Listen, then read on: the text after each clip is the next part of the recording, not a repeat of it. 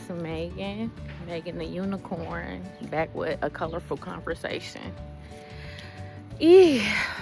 Today, I went down to the laundromat. I got a big suitcase because right now, I don't got a car. Big suitcase, put all my stuff in, walk down to the laundromat to wash. It's not very far at all.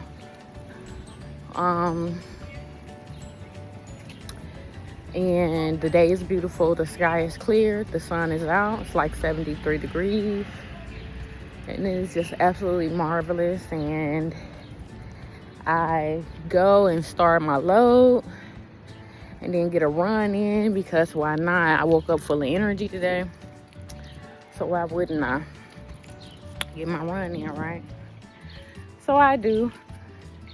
I run down to the beach per usual. And then I run back down to the laundromat. By the time I get back, it's time to put the next load in and throw my stuff in the dryer.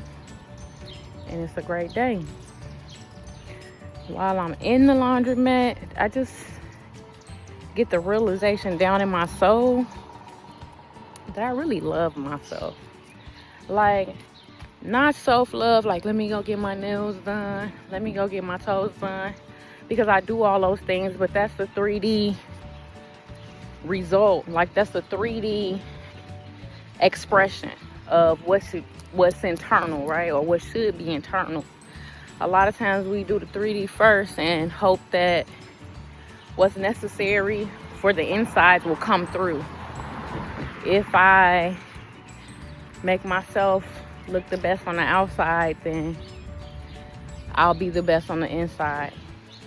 Now, to certain degrees and in certain ways, being your best on the outside definitely can brighten your mood.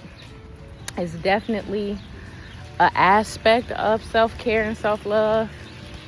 But like how I was feeling today, it didn't have nothing to do with my nails or my toes or my hair. It had everything to do with the fact that I admire myself, that I adore myself. That when I look in the mirror, I'm happy to see what I see. I remember there was a time that I couldn't hear my own voice. It was icky to me. It was annoying. It felt weird. That I couldn't watch myself on video or didn't want to record myself because how would I be perceived, Ooh, and that self-hatred could be generations deep. It could be a culturally deep thing, right? I just remember at an early age just not wanting to be here, not wanting to be alive. And when I say early age, I mean as early as toddler, like early memories of being like, why the fuck am I here type shit. And so today, as I walked around the laundromat, probably perceived by others as one of the lowest places in my world right now because, I don't have a car and I'm living on a, bad part of town. And I'm rolling my suitcase down to the laundromat. A little bit tired, got work later on today. But my thought process is, man, I fucking love me. I'm so disciplined. I'm so focused. I'm so motivated. I was born a Capricorn. So I was goated from the beginning.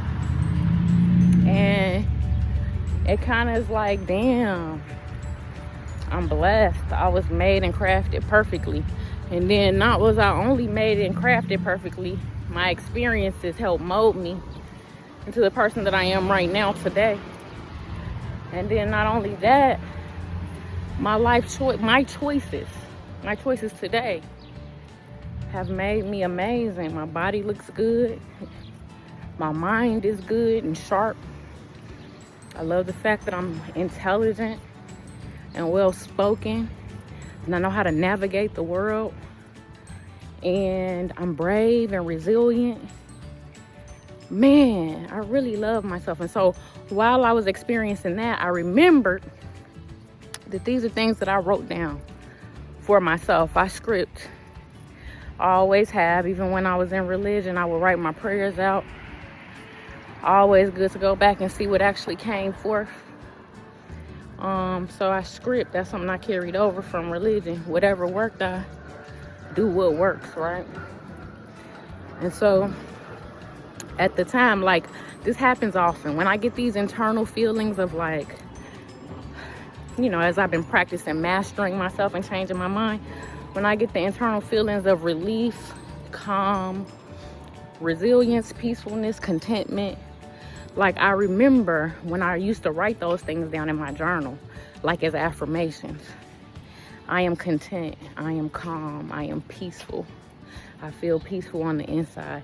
I feel content on the inside, right? Because I wrote those things down because I learned that prior to receiving this 3D thing that you want, you need to be on the frequency of that thing. And what helps you be on the frequency of that thing? Like, how would I feel when I receive it type shit, right?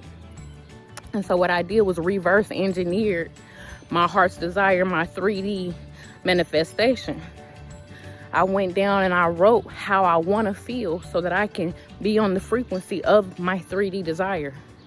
So yes, I have written down the things that I want to manifest in the 3D, but I've also written down how I feel or how it feels to embody that before I receive it.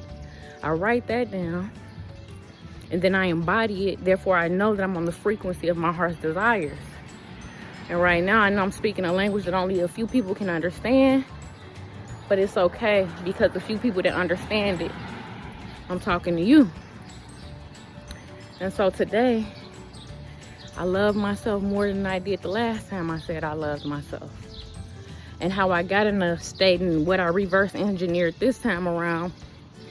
And these, I mean, when I say I've written these things down, I mean, some of these things years ago, right? But at the time I was trying to write down a partner. What would my perfect partner, like what would it feel like? What do I want? What do I expect? What do I desire? And yeah, I wrote down features and characteristics, but I also wrote down things like, I want him to admire me. I want to be admired. I want to be adored. I want to be cherished. I want to be committed to the thing, those type of things, right? And so I had to figure out, well, how do I become a magnet to that? I need to adore myself. I need to admire myself. I need to be committed to myself. And so today is the day that I realized I have embodied that. And it ain't the first day that I've embodied some things that I've written. This is the first day that I've recorded it. And I'm telling you guys about it. Y'all have a beautiful and wonderful day. Don't give up. Keep going, even if you gotta crawl. And just know you can have whatever you say. And if we knew we would eat the fruit of our words, then our words would be much sweeter.